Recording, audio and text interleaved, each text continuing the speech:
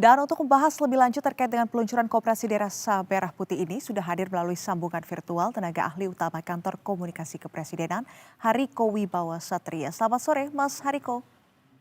Selamat sore, Mbak Nisrina. Mas Hariko, Selamat hari sore. ini Koperasi Desa Merah Putih resmi diluncurkan oleh Presiden Prabowo. Apa kemudian yang ingin disasar dan dicapai dari hadirnya Koperasi Desa Merah Putih ini di masyarakat? Ya, terima kasih Mbak Nisrina. Jadi seperti sama-sama kita dengarkan tadi, Presiden Prabowo waktu peluncuran Koperasi Desa Merah Putih mengatakan koperasi adalah alat untuk mengubah kelemahan menjadi kekuatan. Dan pada hari ini kita saksikan ya, Presiden Prabowo telah meluncurkan 80.000 koperasi Desa Merah Putih.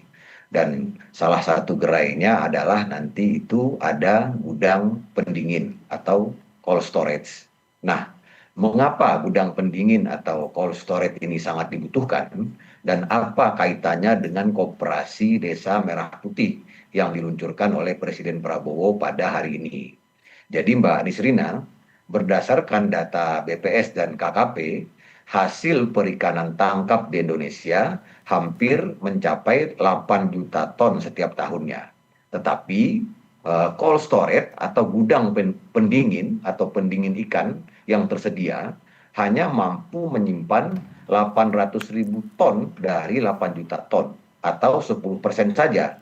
Inilah mengapa pemerintahan Presiden Prabowo membangun Koperasi Desa Merah Putih yang nanti di dalamnya itu ada 7 gerai, termasuk nanti akan ada cold storage atau gudang pendingin, sehingga ikan itu bisa tetap dijual dengan harga yang bagus dan tidak merugikan para nelayan. Sekali lagi, Presiden kita Bapak Prabowo Subianto tidak tega melihat nelayan kita berduka. Presiden ingin para nelayan dan keluarganya hidup bahagia dan sejahtera. Selain itu juga Koperasi Desa Merah Putih ini juga akan menjadi tempat para petani, para pekebun, para nelayan bisa menjual hasil pekerjaannya, hasil panennya dan lain sebagainya. Nanti itu sekurang-kurangnya ada 7 gerai ya. Tadi sudah kami sebutkan ada gerai pergudangan, cold storage, cold chain, dan logistik, kemudian ada gerai sembako, ada gerai obat murah, gerai klinik desa, kemudian juga gerai unit simpan pinjam, gerai kantor koperasi, gerai logistik desa. Untuk kita ketahui juga saat ini lebih dari 50% desa dan kelurahan itu juga belum memiliki toko, sarana, dan produksi pertanian. Nah, tujuan utamanya tentunya untuk mengatasi kemiskinan. Jadi bulan Juli 2025 ini adalah tonggak penting dalam sejarah pengentasan kemiskinan di Indonesia.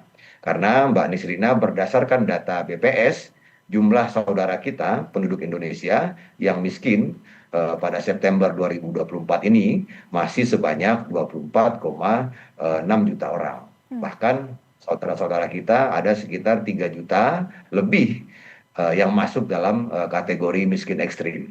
Dan kami sudah menyampaikan sebelumnya, jadi pada bulan Juli 2025 ini pemerintahan Presiden Prabowo meluncurkan Trisula untuk mengentaskan kemiskinan, yaitu cek kesehatan gratis, sekolah rakyat. Hari ini kita melihat peluncuran 80.000 koperasi merah putih. Oke, ya, ini kan menjadi salah satu program sederhana yang diharapkan ini bisa langsung menyasar masyarakat miskin yang memang membutuhkan seperti yang disampaikan tadi oleh Presiden Prabowo Subianto. Lantas apa yang kemudian menjadi tantangan dari pemerintah untuk bisa menghadirkan Koperasi Desa Merah Putih ini hingga merata ke seluruh wilayah Indonesia, Mas Hariko? Ya, kita melihat dalam waktu 9 bulan ini, hari ini 21 Juli, pas bulan ke-9, Presiden kita Bapak Prabowo Subianto menjabat, dan luar biasa kekompakan dari Kabinet Merah Putih dalam waktu singkat, lebih kurang sejak Impres dikeluarkan, itu sudah bisa hari ini meluncurkan 80.000 koperasi merah putih, koperasi desa merah putih. Nah, pemerintah telah menyiapkan 103 koperasi desa merah putih sebagai model percontohan. Nanti kisah sukses dari 103 koperasi ini akan ditiru oleh 80 ribuan koperasi lainnya. Hmm, Dan tentunya tantangan-tantangan yang kita hadapi seperti disampaikan oleh Presiden tadi, bagaimana mencegah agar koperasi ini tidak ada korupsi, tidak ada penyalahgunaan jabatan, ya. tidak ada istilah dulu KUD, ketua untung duluan, Hmm, maka koperasi Desa Merah Putih ini sekali lagi sangat membutuhkan pengawasan dari media seperti Berita Satu oke. dan teman-teman media lainnya, Ya. kemudian kritik dan saran dari masyarakat Hmm, agar program besar ini, program yang sangat besar ini, ya. mungkin terbesar sepanjang sejarah, Hmm, ini betul-betul bisa membuat perekonomian di desa hidup, tidak hmm. hanya di perkotaan. Karena sekali lagi, fokus utama prioritas dari Presiden kita adalah bagaimana mensejahterakan seluruh masyarakat Ya, dan terutamanya lebih kurang 60% masyarakat kita yang berada di desa baik. kelurahan. Iya, tadi membahas terkait dengan memastikan agar nantinya Koperasi Desa Merah Putih ini tetap untung, bisa memberdayakan masyarakat dan menghindarkannya dari aksi-aksi korupsi dan lain halnya. Lantas, bagaimana kemudian mekanisme pengawasan dari pemerintah pusat sendiri untuk memastikan hadirnya Koperasi Desa Merah Putih ini bisa betul-betul dirasakan manfaatnya oleh masyarakat? Dan juga yang saya penasaran, ini kemudian akan nanti dibuat akan full swadaya masyarakat kah? Atau nantinya tetap akan dipantau oleh pemerintah pusat, baik itu dari segi pendanaan dan penyediaan adanya infrastruktur digital, ataupun juga pelatihan bagi masyarakat di sana. Ini akan seperti apa, Mas Hariko? Ya, setiap koperasi akan bisa termonitor harian ya, bahkan setiap detik ya. Secara nasional itu bisa dilakukan evaluasi untung rugi dari koperasi yang sudah terintegrasi. Kita juga menggunakan platform untuk pendataan dan verifikasi koperasi, kasir, data statistik dan lain sebagainya. Setiap koperasi itu memiliki basis data dan bisa ditarik ke level regional hingga kementerian sehingga memiliki dashboard nasional untuk evaluasi kinerja koperasi. Selain itu juga kalau kita lihat Himbara, Bank Negara ini juga memiliki mekanisme dan standar operasional yang prudent, yang penuh dengan kehati-hatian.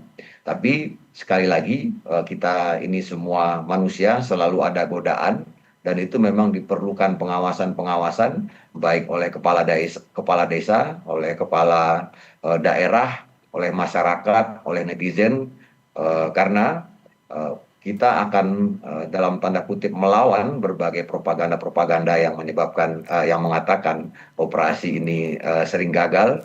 Tadi Presiden juga sudah mengingatkan jangan apakah Anda tega memakan uang koperasi sementara masyarakat ini dalam kesusahan, tapi itu juga ditunjang arahan Presiden tadi juga ditunjang dengan penggunaan teknologi, penggunaan berbagai model pengawasan sehingga program yang sangat besar ini betul-betul berjalan dengan baik.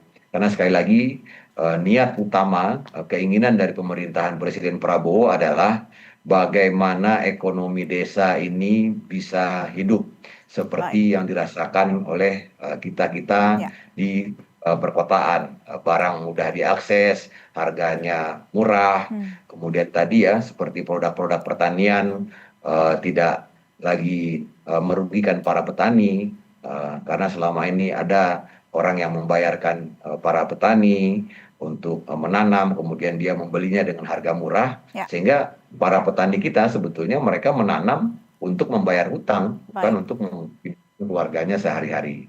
Tapi program ini kan saling terkait ya, seperti kami sampaikan tadi, Trisula pengentasan kemiskinan, ada sekolah rakyat dan juga ada cek kesehatan gratis untuk seluruh Baik, pelajar, ya. untuk seluruh pelajar. Baik, dan tentu kita harapkan dengan adanya Koperasi Desa Merah Putih ini betul-betul bisa bermanfaat bagi masyarakat tentunya. Dan terima kasih tenaga ahli utama Kantor Komunikasi Kepresidenan Hariko Wibawa Satria sudah bersedia berbincang di Berita Satu Sore dan selamat beraktivitas kembali. Terima kasih Mbak Nisrina dan teman-teman Berita Satu. Terima kasih.